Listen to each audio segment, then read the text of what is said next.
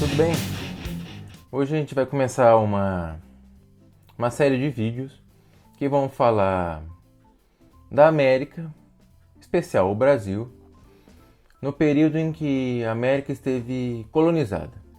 Ela esteve passando pelo período de exploração dos colonizadores. É esse o nosso assunto a partir de agora. Mas, sempre que você pega um livro de história, você vai pegar um livro de história do Brasil, você vai ver que o capítulo 1 vai começar ali por volta de 1500. Aí vocês perguntam, por que 1500? Por que só 1500? Porque quando vai chegar o Cabral, né, aqui no Brasil, vai começar nosso processo de colônia, aquela coisa toda. Mas a pergunta que fica é, o que tinha aqui no Brasil e na América de modo geral, antes do Cabral, antes dos colonizadores, antes do Colombo? O que é que tinha aqui? Bem, o nosso primeiro problema já começa com a terminologia. Como é que a gente chama o pessoal que vivia aqui? Você pode encontrar duas opções. Você pode chamar eles de povos pré-colombianos. Aí você pode falar de a América pré-colombiana, a história pré-colombiana. O que é pré-colombiano? Você está fazendo referência ao Cristóvão Colombo, que em 1492 chegou até a América do Norte. E você está falando, esse é um marco importante. Então quando você fala de povo pré-colombiano, você está chamando a atenção para o Colombo. É igual falar os filósofos pré-socráticos. Quando você fala isso, você não deixa de dar uma pequena reduzida neles. Porque é como se você estivesse falando, quem importa mesmo é o Sócrates. O que veio antes dele é bom, mas é um pouquinho menos. Ora, se chama de povo pré-colombiano, é mais ou menos o que está acontecendo. Você está dizendo, o negócio começa para valer quando Colombo chega aqui, quando os europeus chegam aqui. Antes disso, é legal, mas não importa tanto. Ou você pode chamar esse pessoal de povos nativos. Ora, como você chama de povo nativo, você está dando destaque aqui ao fato de que aqui, nesse território, havia pessoas que moravam aqui há muito tempo já. Você pode chamar de ameríndios. Então você tem essas duas opções. Uma que dá destaque ao colonizador, ao Colombo, e outra você tentar chamar a atenção para o fato de que essas pessoas já moravam aqui, povos nativos.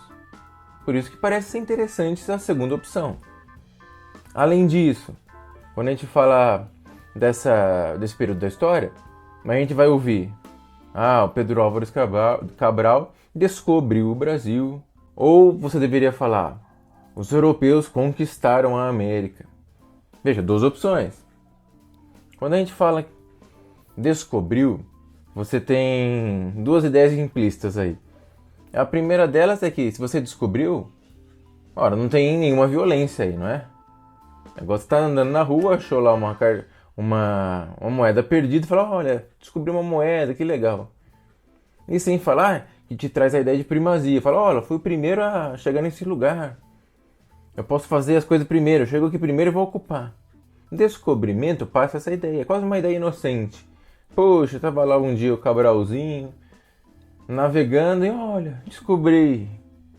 É meu. Então, quando você fala em descobrimento, você tem essa ideia um tanto inocente, digamos assim. Agora, se você fala conquista não. Conquista não tem conversa. O cara usou força, usou violência. Era de alguém e ele tomou. Você pode falar, poxa, isso é coisa de professor de história, chato pra caramba, não sei o quê. Mas não é verdade. Já em 1556, pra você ter uma ideia, o governo da Espanha proibiu que você usasse em documentos as palavras conquista e conquistadores. A ideia para eles era sempre trocar por descobrimento ou colonos. Por quê? Porque o governo da Espanha não era bobo. Ele sabia que ao tentar escolher as palavras mais amenas, isso poderia facilitar. Agora, se você coloca lá no texto que você conquistou, já deixa claro que vai ser uma história de violência. E o que tinha aqui na América? Ora, você tinha todo tipo de sociedades organizadas. Tinha algumas mais simples, que costumavam viver isolada na floresta ou no litoral, que não chegaram a ter sociedades extremamente hierarquizadas, estratificadas. Mas você também teve aqui sociedades incrivelmente hierarquizadas, com várias categorias sociais, e que construíram verdadeiros impérios. Que ocuparam faixas de território imensas. Então você teve de tudo aqui. Você teve civilizações que conheciam a escrita, matemática, astronomia. Eles eram capazes de construir cidades com sistema de irrigação, com aquedutos, construir pirâmides. Então eram sociedades bastante sofisticadas.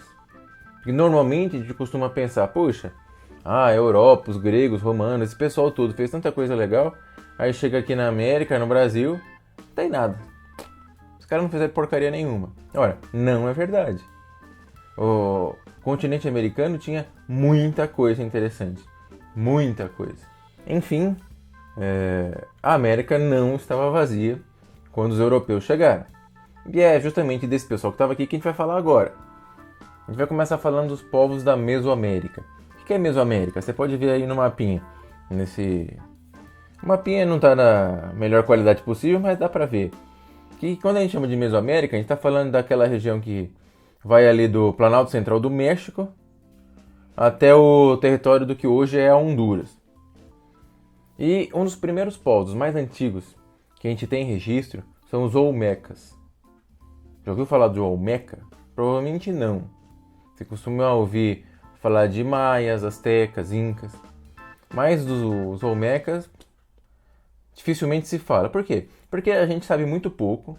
E até o século XIX, até 1860, a gente nem sabia deles, não sabia da existência deles. E como é que a gente ficou sabendo? Porque a gente descobriu esses cabeções aí, que você está vendo na imagem, que são as cabeças colossais, tem várias. Esse cabeção foi feito pelo povo Olmeca, estava enterrado, tinha sumido. Mas em 1860 a gente acabou descobrindo por acaso. E aí, como descobriu, falou, olha, vamos atrás, deve ter mais.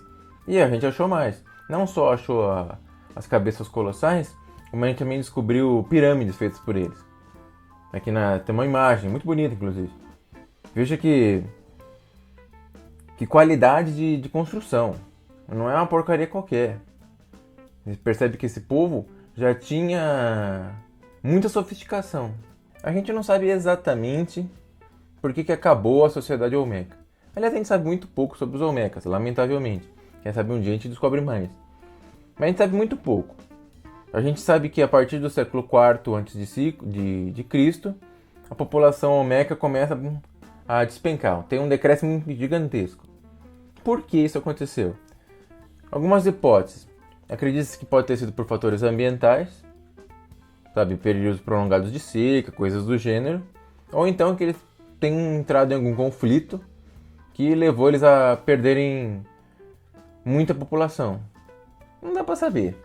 Na verdade que essas são as hipóteses que sempre se levanta quando você quer saber se por que uma civilização sumiu. Ora, pode ter sido ambiental, pode ter sido guerra, pode ter sido um pouco dos dois. Não se sabe. Só se sabe que a partir do século IV a.C., eles começaram a desaparecer. Depois dos Olmecas, temos os Maias, que eram muito conhecidos por construírem cidades-templos. Os Maias, eles já ocupam a parte sul ali da Mesoamérica há algum tempo. Há registro de pequenas vilas dos Maias desde de 1800 a.C. Só que eles só começam a passar por um processo de urbanização, de expansão, que aí começa a ganhar uma certa estrutura a partir do ano 1000 a.C. E claro, se você tem um aumento da população, você necessariamente vai criar novas técnicas agrícolas. Não é que necessariamente você cria, é que se você não criar, você não vai ter como alimentar essa nova população. Então são fenômenos que normalmente andam juntos. Quando tem um crescimento populacional, ele se deve ao fato de que você arranjou novos meios de fazer agricultura que consegue produzir comida para esse povo. E com o crescimento populacional, você vai ter um processo de tornar a sociedade maia mais complexa. Politicamente e socialmente mais complexa. mais gente, mais complexidade. Os maias, apesar de a gente pensar neles muitas vezes como um império, porque eles tiveram uma grande população, na verdade, eles nunca de fato constituíram um império, não tecnicamente. Por quê? Porque as cidades maias, elas eram como na Grécia Antiga, em que na Grécia Antiga, apesar de os fatores culturais manterem a Grécia unida enquanto país, é verdade que cada cidade lá era independente. Nos maias também. As cidades dos maias funcionavam como cidades-estados. Então era separado, era independente. E ainda que a população maia, na sua maioria, vivesse no campo, a cidade ela tinha um papel importante. Porque ela tinha um papel importante politicamente e religiosamente. Não por acaso a gente, quando falou dos maias, usou como subtítulo cidades-templos. Eram cidades politicamente importantes e religiosamente importantes. E o que eles cultivavam lá? Principalmente milho. Milho era a base da produção e da alimentação maia. Só que eles também cultivavam cacau, batata, feijão, pimenta, abóbora. Mas o milho era o principal. E, aliás, a gente vai percebendo que entre maias, astecas e incas, o milho é a base. Quando chega no Brasil, não é mais o milho. A mandioca vai ser muito mais importante, por exemplo. E os maias, eles tinham algum sistema de escrita? Eles tinham um sistema que combinava ideogramas. Ideogramas, se você assistiu às aulas de história antiga, ideograma é um desenho que não é a simples representação de um objeto. É a representação de um objeto contendo alguma ideia a respeito desse objeto. E símbolos fonéticos. Era uma mistura de ideogramas mais símbolos fonéticos.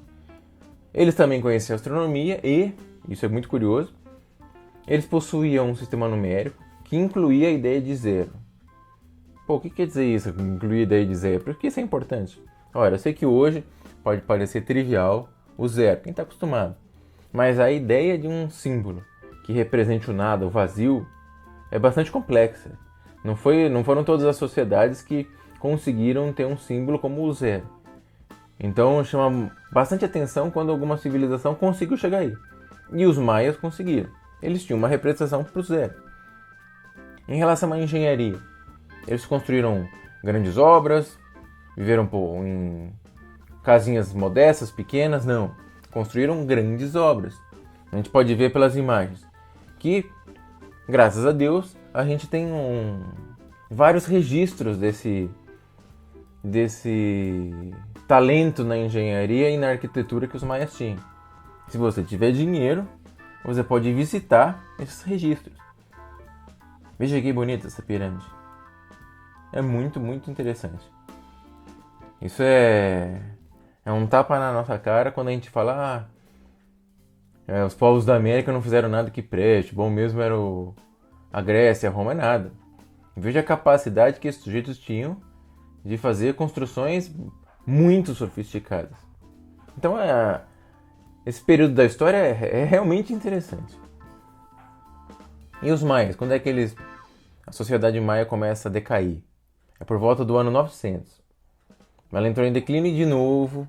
É difícil dizer por que exatamente entrou em declínio. Alguns estudos parecem indicar que eles tiveram que passar por períodos de seca bem prolongados. Só que você também encontra em vários templos maias registros de que ali teve conflito.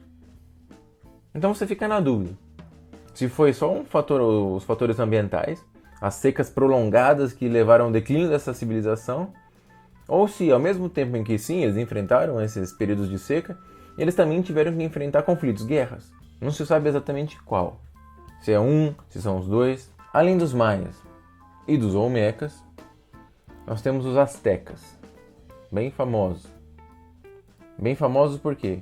Porque eles eram conquistadores, grandes conquistadores. Eles adoravam fazer guerra. E a civilização asteca, também conhecida como mexicas. Por isso que o México chama México. Ela se desenvolveu a partir do século XII, na região onde fica o México hoje.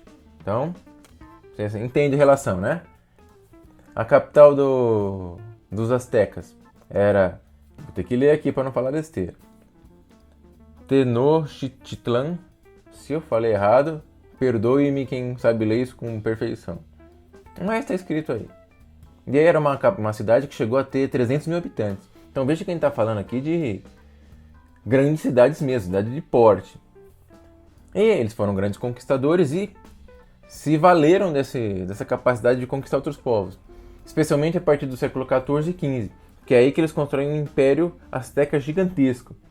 Para você ter uma dimensão, estima-se que esse império, quando atingiu seu auge, ele chegou a 6 milhões de habitantes. O que é muita, muita gente. Se você assistir a aula sobre imperialismo, a aula do século XX, a segunda aula da nossa lista de século XX, você vê lá que na Europa demorou muito, muito tempo para as cidades alcançarem 1 milhão. A gente está falando aqui de uma civilização do século XII, que entre o século XIV e XV bate 6 milhões de habitantes, o que é muita coisa. E como é que a sociedade asteca ela se organizava? Para você entender a hierarquia social desse povo, você tem que entender a ideia de calpule. O que era um calpule? Ora, se você procura uma definição, você vai encontrar alguma coisa do gênero. É uma unidade territorial e social básica das comunidades astecas. Parte do calpule era de uso coletivo e a outra dividida entre os calpulec. O que quer dizer isso? Ora, é como se fosse uma espécie de vila, em que ela tinha um chefe, aqui tem um desenho de uma espécie de líder comunitário. E o que ele fazia lá? Ele administrava esse pedaço de terra e fazia o registro das culturas ali, o registro do modo de vida daquela vila. E ele também era como se fosse quase um prefeito, digamos assim. E ele era amparado por um conselho de idosos. Então é uma vila funcionando.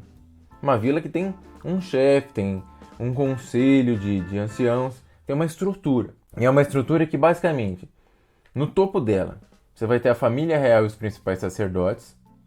Depois, abaixo, um pouquinho abaixo, os demais sacerdotes, os altos funcionários do império e chefes militares. Abaixo desses, você tem grandes comerciantes, os líderes desses calpule e os artesãos que prestavam serviço à corte. Um quarto, abaixo, os calpulec, que eram os principais líderes dos calpule, e os homens livres. A partir daí você começa a ter a base da pirâmide, digamos assim. Logo depois desses calpulecos tinham os tecalec, que eram o quê? O pessoal que trabalhava quase que exclusivamente para pagar impostos aos astecas. Veja, essa figura é presente em muitas sociedades, não é? Na América, na Europa, sempre tem um sujeito que é um miserável que é obrigado a trabalhar para manter impostos. Além do tecalec, vai ter o maiec. O que era o maiec? O cara que não tinha terra própria, trabalhava na terra de outro. Ou de um membro do calpule, ou um membro da corte. E, em último lugar, como sempre, o escravo. Então você percebe que a sociedade asteca ela é extremamente hierarquizada, muito bem hierarquizada. Ela tem várias camadas e ela é muito bem estratificada. Não se tem esse fluxo entre essas camadas. Em relação à agricultura, o que os astecas plantavam? Milho. Milho era de novo o principal elemento. Também plantavam feijão, plantavam cacau.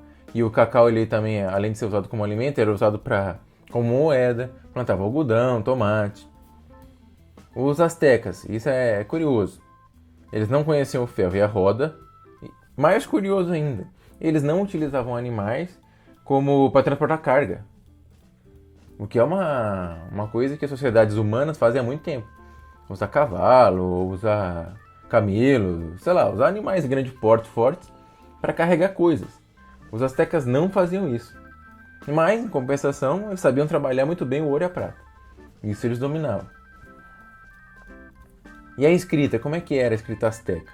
Era uma mistura de pictogramas e ideogramas. Eles tinham um sistema numérico e eles tinham um calendário que dividia o ano em 18 meses de 20 dias.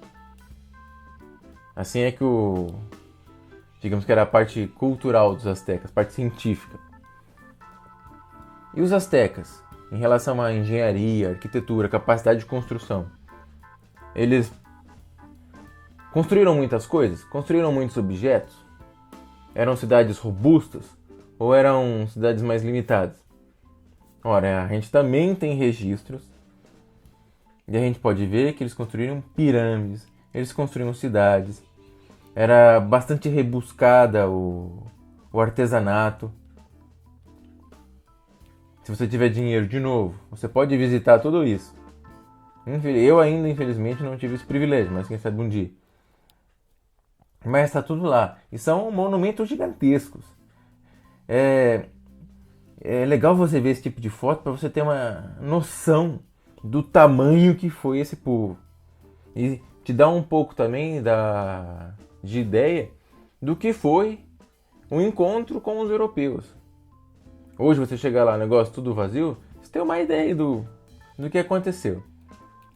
Em relação à religião, eles tinham uma característica interessante, que eles praticavam sacrifícios humanos. Veja que bonitinho esse desenho. Era uma prática comum da religião deles. Veja, o desenho registra ele abrindo o sujeito, arrancando o coração. Veja que bacaninha. Há vários registros disso. Era uma prática importante para a religião asteca. A gente sabe, os astecas, eles vão... Esse a gente tem um conhecimento mais preciso de como é que a sociedade asteca decaiu. Ora, decaiu quando chegaram os espanhóis lá.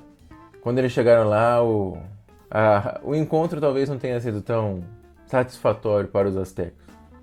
Mas isso é algo que a gente fala numa próxima vez. Além dos olmecas, dos maias, dos astecas, nós temos os incas. Imagina que a gente desceu um pouquinho no continente americano.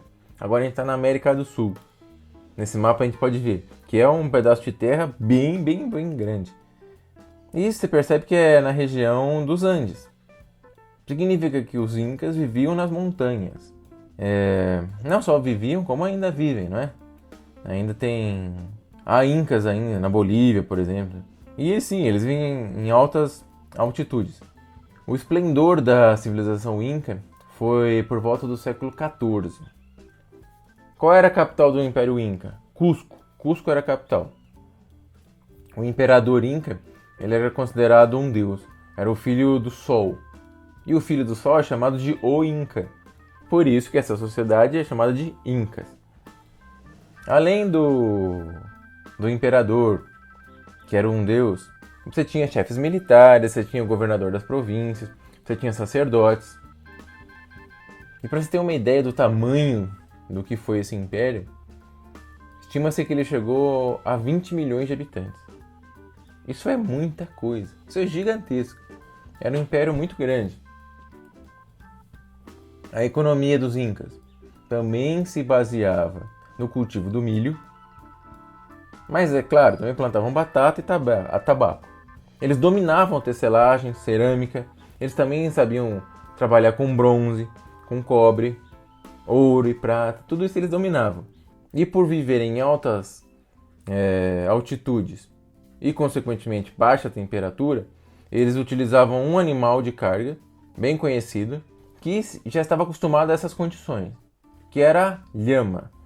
Esse bichinho bonitinho aí, que até hoje é utilizado. A lhama está lá, é um animal ainda presente na vida deles. Em relação à capacidade de engenharia dos incas, eles construíram alguma coisa significativa? Sim, construíram e de novo você pode visitar porque a gente tem registros. Eles construíram um palácio, templos, estradas pavimentadas inclusive, aquedutos, canais de irrigação. Então são cidades, grandes cidades na verdade. Se bobear, elas são cidades com melhor infraestrutura do que muitas cidades do interior do Brasil. Então, o Império Inca foi muito bem sucedido nisso. E para registrar números e acontecimentos, eles desenvolveram um instrumento chamado de quipu, que é essas cordinhas em que eles fazem nós. E dependendo da posição do nó, da quantidade do nó, você sabe quantos números ele está registrando, ou que acontecimento específico ele está conseguindo expressar ali.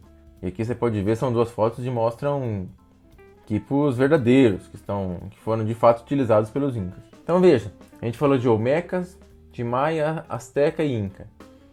Povos que construíram impérios, construíram cidades, e milhões de habitantes. E no Brasil, como é que eram os povos que viviam aqui, nesse pedaço de terra que hoje a gente chama de Brasil? Ora, eles eram bem diferentes do que a gente falou até agora. Por quê? Porque eles não construíram cidades, eles não viviam em sociedades que eram rigidamente hierarquizadas, com cada camadinha social bem definida. E eles não tinham essa estrutura do poder centralizada. Não é o que você encontra aqui. A principal característica dos povos aqui no Brasil é justamente a sua diversidade. Eles eram muito diferentes entre si.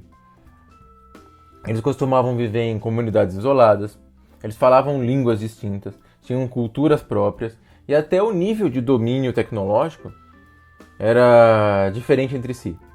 Por exemplo, os povos do norte costumavam dominar a produção de cerâmica e tecelagem. Não necessariamente se encontrava isso no sul. Então era realmente uma mistura de povos diferentes, que é o que a gente consegue ver nessa imagem aqui. Isso aqui mostra um pouco, o mapa da esquerda, um pouquinho mais detalhado, mostra a quantidade de povos que viviam aqui no Brasil. À direita, ele dá destaque aos maiores: os tupis, aos guaranis, aos gês, ao caribes e aruaques. E aqui é um exemplo da cerâmica que eu mencionei, que sobretudo os povos do norte dominavam. Mas quando a gente fala de Brasil, de povos nativos do Brasil, o primeiro que nos vem à mente são os tupis. Ora, por que os tupis? Se a gente volta ali no mapinha, a gente nota que os tupis eles estão ali no litoral.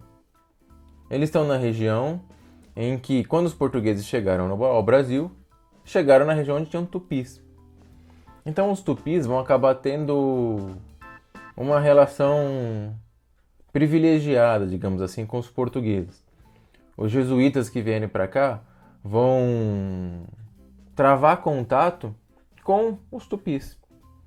Então acaba meio que os tupis são os povos, é o povo escolhido pelos portugueses como o povo nativo do Brasil é esse aqui, é o tupi. Não é por acaso que os jesuítas vão se dar o trabalho de vamos registrar por escrito a língua dos nativos, e a língua que eles registram é do tupi. Não é a do G, não é do aruaque, é do tupi. Então, por causa dessa relação, acaba que a gente fala no Brasil em língua nativa, língua indígena, vem o tupi na cabeça. E normalmente a gente fala tupi-guarani. O Guarani não é o mesmo povo que o tupi, mas eles tinham uma certa relação de parentesco, digamos assim. Os tupis, então, que acabaram sendo privilegiados na nossa história. Eles viviam no litoral, como a gente viu no mapinha, perto de rio ou do mar. E, como era de se esperar, eles eram bons pescadores. Eles criaram a canoa, a jangada. E a agricultura que eles faziam era de subsistência. Era para que eles sobrevivessem. Não era para que tivesse mais do que isso. E o que eles plantavam? Agora é a diferença dos povos aqui do Brasil para os incas, astecas.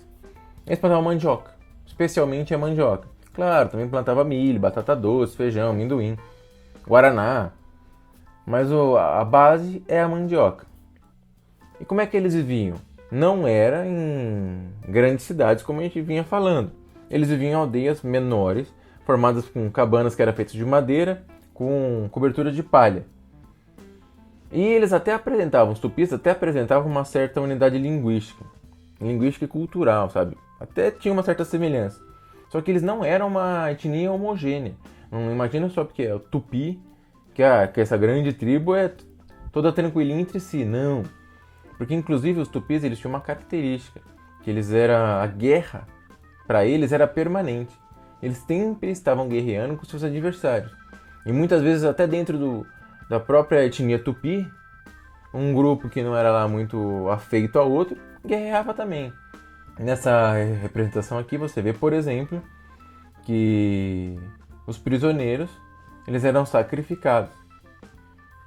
E essa relação entre guerra e sacrifício de prisioneiros é uma característica importantíssima da sociedade tupi. Então essa é a característica que a gente encontra no continente americano. Ele estava vazio? Não, não estava vazio.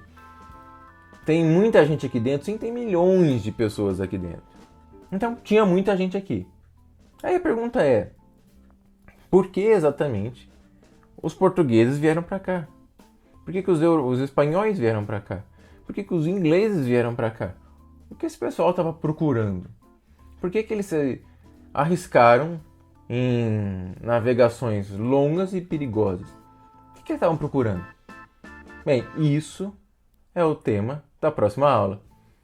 Até lá!